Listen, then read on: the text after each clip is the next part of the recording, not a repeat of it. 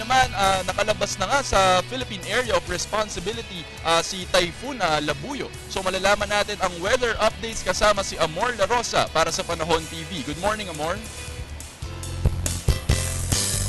Pilipinas, ngayong umaga makakasama po natin si Mr. Alzar Aurelio na weather forecaster ng Pag-asa. Good morning, Mr. Aurelio. Good morning sa iyo, Amor, sa lahat ng ating televiewers. Mr. Aurelio, ano po bang inaasahan nating magiging lagay ng panahon ngayong araw na ito ng Miyerkules? Magiging maulan po ba o meron na tayong improvement sa ating panahon, lalong-lalo na po dito sa bahagi ng Luzon ngayong araw? Kumpara nung araw kung nandito si Bagyong Labuyo, ay mas maganda po ang panahon ng araw nito at inaasahan po natin itong hanging habagat o southwest monsoon na makakapekto dito sa western section ng Luzon kasama Metro Manila. Kaya makakasa po tayo na maulap na may mga light to moderate rains at thunderstorm dito sa Ilocos Region, Cordillera, Cagayan, Bataan, at kasama na rin ang Zambales, ganyan din Babuyan Group of Islands.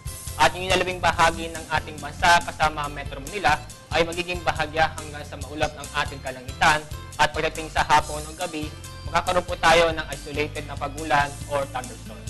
Ayan, good news yan para sa ating lahat, lalong-lalo na sa ating mga kababayan sa Luzon dahil nabawasan na nga itong mga pag-ulang mararanasan natin. Though meron pa rin po mga rain showers and thunderstorms, hindi na po ganoon kalakas kumpara po noong mga nakarang araw. At ito naman, since nabanggit mo na nakaka-apekto pa rin sa western section ng Luzon, itong ating southwest monsoon, mga hanggang kailan kaya natin inaasahan yung pag-irang nitong hanging habagat? Sa aming pag-analyze sa ating weather map ay magtatagal ito sa ating bansa at mukhang aabot hanggang weekends itong southwest monsoon o hanging habagat at maaaring maapektuhan pa rin itong western section ng Luzon kasama ang Metro Manila.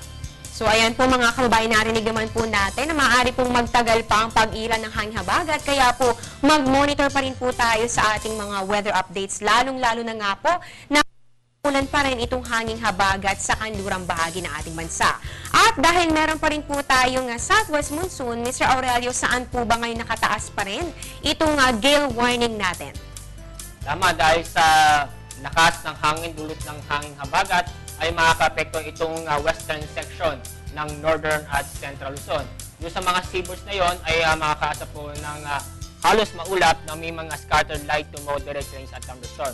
At ang inaasahan po nating lagay ng ating karagatan doon ay rough to very rough at ang inaasahan po nating taas ng alon ay aabot sa 3.4 to 4.5 meters. Ang inaasahan po natin estimated na lakas na hangin ay 52 to 63 km per hour or 28 to 34 knots.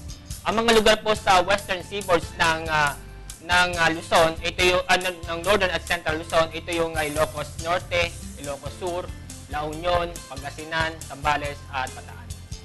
Kaya po para po sa ating mga kababayan na meron po mga maliit na sakyang pandagat katulad po ng mga bangka, para po sa ating mga mangisda, huwag po muna kayong pumalapit banggit na lugar dahil delikado po ito para sa inyo. At eto, last question, Mr. Aurelio, kamusta naman po itong ITCZ natin o yung Intertropical Convergence Zone na talagang nitong mga nakaraang linggo ay patuloy na umiiral sa ating bansa para po makapaghanda ang ating mga kababayan. Kailan po kaya inaasahan ulit ang pag-akyat nito? Lalong-lalo na po para sa mga residente ng Mindanao area para sila ay makapag-prepare sa posibleng mga pag-ulan na naman na dadalhin itong ITCZ na ito. Itong Intertropical Convergence Zone ay hindi po maabot sa ating bansa. At ngayon ay putol po siya at wala po dito sa loob ng ating Philippine Area of Responsibility. Kaya po ang inaasahan po nating weather system na aabot hanggang weekend ito yung hanging habagat o southwest monsoon at posibleng may mabuong low pressure area sa loob ng ating PAR. Ayan, patuloy nating babantayan itong magaganap na mga pagbabago sa ating panahon, lalong-lalo na nabanggit nga po ni Mr. Aurelio na meron pong posibleng mabuong low pressure area. At para po sa mga kabayan natin dyan sa Mindanao area, hindi pa po kayo masyadong naaabot nitong ITCZ, kaya po ngayon po ay makakahinga pa po kayo ng maluwag. Ay maraming salamat sa imilahang impormasyon tungkol sa lagay ng ating panahon. Maraming salamat din po at kahit po wala na si Bagyong Labuyo at na po nakataas ang public storm warning signal, yung pong western seaboards ng northern at central Luzon ay nasampan nating malalaking alon. Kaya ating mangingisda, kasama na rin ang maliit na sakyang pandagat. Huwag mo nang pumalakad dahil malalaking po alon sa mga lugar na yun. Natunghayan po natin si Mr. Alzar Aurelio na weather forecaster ng Pag-asa. At yan muna ang latest mula dito sa Pag-asa. Ako po ang inyong weather lover, Amor La Rosa. Balik muna sa inyo, Sandro. Maraming salamat sa iyo, Amor La Rosa.